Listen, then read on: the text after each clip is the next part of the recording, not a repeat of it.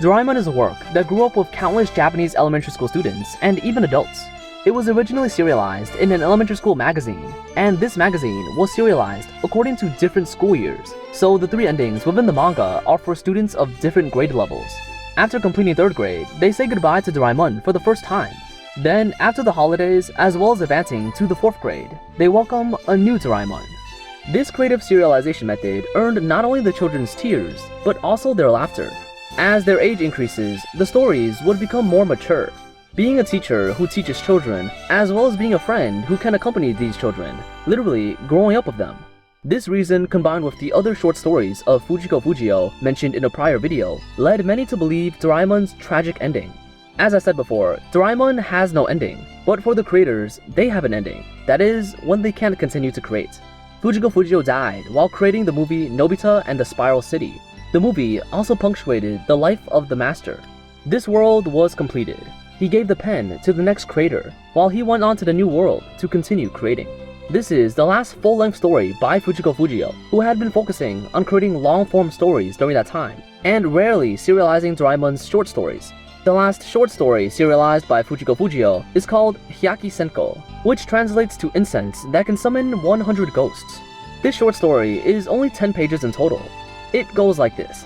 One day, Ceneo threw away the new appliances in his home like garbage, then showed off how rich his family was in front of Nobita, and asked them if they wanted to pick up this garbage and reuse it. As a result, Nobita and them were very angry, planning to use futuristic technology to teach Ceneo not to be so arrogant. Basically, the opening is the same as in other similar dramas. Looking at these daily plots every once in a while, I suddenly think that Ceneo's character design is quite interesting. His character setting is as the son of a wealthy family. Their degree of wealth is not particularly exaggerated, as his people are quite stingy. Every time their family travels, they rent the cheapest villas. However, every time he hangs out with his friends, he will provide them with the best trip experience for the sake of maintaining face. Almost half of the birthday parties in Doraemon are held at Ceneo's house. It can be said that although Ceneo is a bit arrogant, and along with Jian, often bullies Nobita, he does his best in how to treat his friends. Just like in this scene, Ceneo's words may be a bit rude, but it's pretty much like giving furniture to his friends for free. Damn it, I knew I should have added him in one of my previous videos about the earliest tsundere characters. Well, whatever. Because the manga takes a long time to be serialized, readers may get bored if they always stick with one mode. So, Fujio implemented some hidden personalities for almost all the characters, including Ceneo, that need more time to be discovered. For example, Doraemon is actually very playful, having liked several robots and female cats. In Dorami's original plot setting, she was not Doraemon's sister, while Doraemon seemed to like her very much.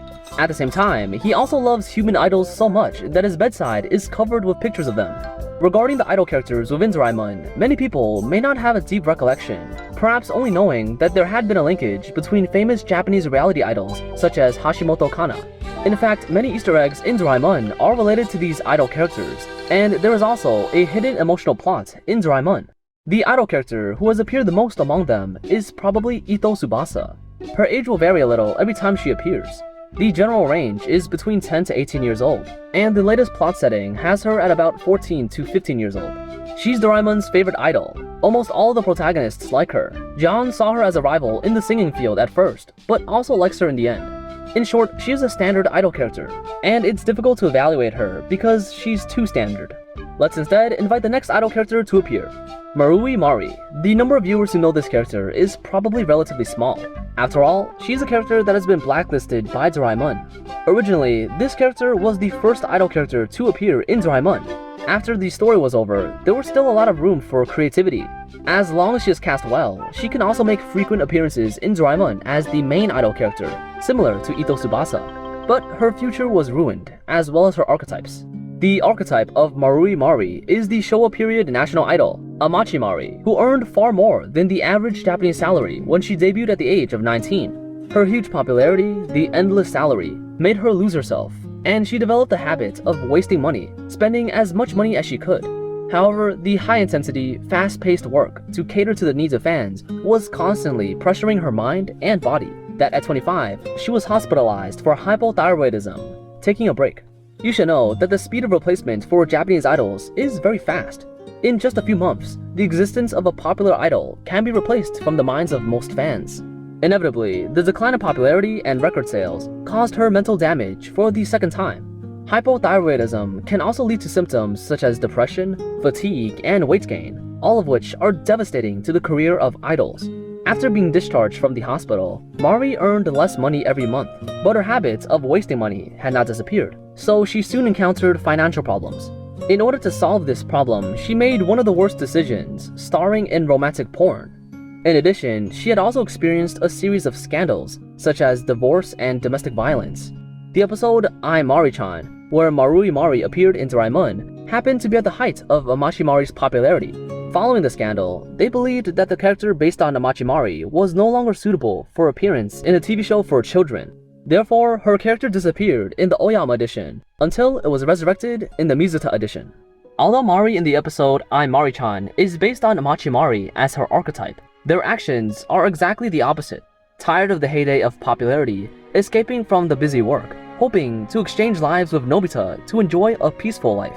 After swapping bodies, Nobita nearly ruined her future career path. In the end, Mari's mother realized how much pressure she brought on her daughter after experiencing Mari's life for a day. The two understood each other, and the plot concluded with a happy ending. In the manga, this idol's story ends, not only in the opposite behavior, but also in the final outcome. The real Mari had been unable to get along with her daughter because of domestic violence, while in the anime, Mari reconciled with her mother in the end. If the real Mari could have also not gotten lost in her popularity when she was young, just like in the anime, what awaited her may have been a different ending. Doraemon's third idol character is different from the previous ones. She has no real archetype. Those who have only seen Doraemon may not know her at all. She is Hoshino Sumire. The episode in which she first appeared in Doraemon was in the Almighty Pass. In this episode, Nobita got a pass from Doraemon that allowed him to go to any place without restriction within a specified time, taking Shizuka with him to watch movies for free. He then visited the home of Hoshino Sumire, the heroine of that movie, and ran away when the pass expired. Her next few appearances were on TV or in magazines, until the episode of Hoshino Sumire's Secret Love. In this episode, Nobita and them were curious about recent rumors that they even resorted to using gadgets to spy on Sumire's shadow to see if she actually had a boyfriend. It turned out that a second-rate male star was trying to get famous through these scandals when Nobita and them used gadgets to scare the male actor away. Then Sumire invited them to her house, telling them that she had a very important person in the past, with him being far away from here, and the scene shifts to the distant galaxy outside the window. Here in the manga, Sumire confessed her previous stories to them, but she did not tell the viewers and left them to think for themselves, which made many people not know who Sumire liked when they read the manga as children. The next episode of Sumire's appearance, as well as also being her last appearance in the manga, was in Nobita's secret date. In the manga chapter titled Noticeable Light, this time Nobita became a celebrity due to gadgets. When escaping from fans, he met Hoshino Sumire, who was in the same situation as him, and the two went to the beach together by car. There, Sumire asked him if he had any girls he liked, and looking at the shy Nobita, Sumire smiled, showing him the picture on her necklace. In the Oyama edition, the person in the photo was changed to an adult male. In the Mizuta edition, it was restored from the manga, and the person in the photo was an elementary school student of the same age as Nobita, named Suwa Mitsuo, or Perman No. 1. Perman, this work, has a frequent cameo appearance here in Doraemon. He is a hero that Nobita and his friends worship, often coming to help them when they are in danger. Actually, Perman is a character from another work by Fujio, maybe not very well known in some regions, but in Japan. おいこいち、こいつ何言ってんだ。パーマンってなんだよ。お前パーマン知らねえのか。信じられねえぜ。それでも日本人か。9 years ago, in the Doraemon timeline, 11-year-old Hoshino Sumire was Perman No. 3, Parko, the series' heroine. Suwa Mitsuo's character is similar to Nobita, a careless and gentle elementary school student. One meets an extraterrestrial named Birdman, while the other meets Doraemon from the future. One gets strong powers, and the other gets various futuristic gadgets. Both of them have favorite childhood friends, and they are fans of the same idol, Hoshino Sumire.